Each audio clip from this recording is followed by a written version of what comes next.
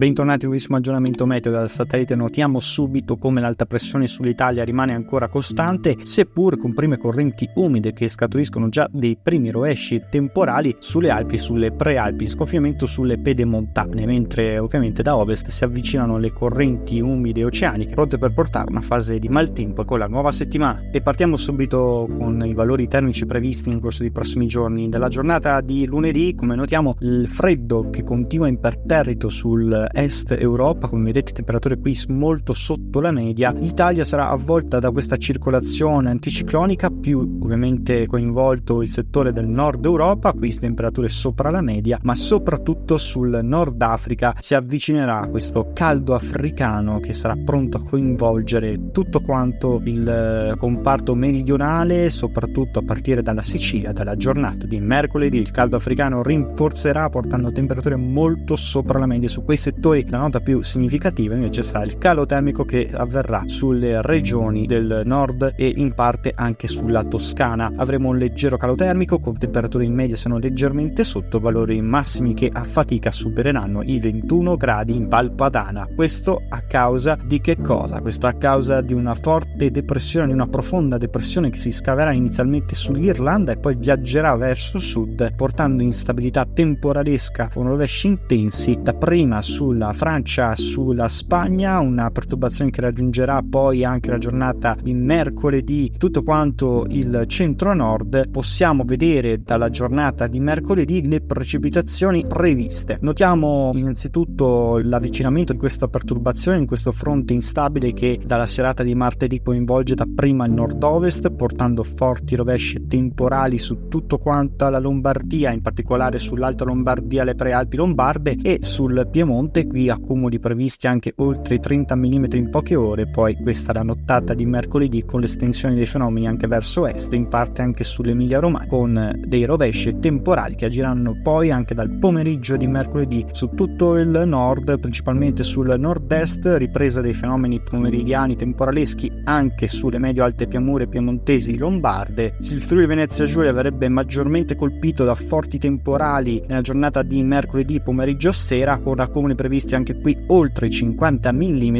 ancora piogge intense sull'Alta Lombardia e poi come vedete dalla serata nottata di giovedì il tempo dovrebbe migliorare con piogge in attenuazione a partire da nord-ovest con qualche ultimo rovescio solamente sul veneziano. Condizioni di spiccata variabilità che continueranno però anche nella giornata di giovedì. Come vedete il fronte ancora in azione tra la Spagna e la Francia invierebbe una ulteriore formazione depressionaria proprio sul centro Europa in questa esatta collocazione. Questa collocazione sarebbe favorevole per lo sviluppo di nuovi rovesci temporali su tutto quanto il centro nord. Come vedete invece il sud vivrebbe una fase tipicamente estiva con temperature molto sopra la media e valori che schizzerebbero anche oltre 30 gradi nella giornata di giovedì, specie sulla Sicilia, la Calabria e la Puglia. E ovviamente dal punto di vista precipitativo questa depressione che si scaverebbe sul centro Europa favorirebbe quindi una nuova fase instabile a partire ovviamente dalle medio-alte pianure del Piemonte e Lombardia fin verso la serata, a spingersi verso est portando qui dei rovesci anche temporaleschi sulle medio-alte pianure, le prealpi e le Alpi. Condizioni di instabilità che andrebbero concentrandosi principalmente poi una previsione da confermare ma che appare questa una perturbazione più decisiva e più corposa, lo sviluppo di una depressione sul Golfo del Leone che andrebbe a favorire forti piogge temporali a partire dalla mattinata inizialmente sui Balcani e al nord-ovest e poi come vedete su tutto quanto il nord Italia, l'Emilia Romagna, l'Alta Toscana, insomma precipitazioni intense, corpose con rischio di grandinate fino a medie dimensioni, visti i contrasti termici con l'anticiclone africano al centro-sud. Il rischio concreto di nubifragi e criticità idrogeologiche rimane alto. Questa perturbazione sembrerebbe poi continuare a stazionare sul centro Europa, pronta per inviare nuovi impulsi instabili, nuova instabilità in formazione soprattutto diurna sulle medio-alte pianure della Val Padana e sulle prealpi Alpi, quindi ancora condizioni di instabilità che continuerebbero anche fino alla fine della settimana, fino al 19 maggio. Una tendenza ovviamente da confermare. Il centro-sud non vivrebbe assolutamente nessun cambiamento, se non un leggero calo delle temperature per l'allontanamento del caldo africano verso est, ma il clima siccitoso, il caldo imperterrito non abbandonerebbe anche nel weekend il sud Italia. Tutto questo da confermare, ovviamente vi daremo maggiori dettagli ed aggiornamenti nel corso delle prossime edizioni.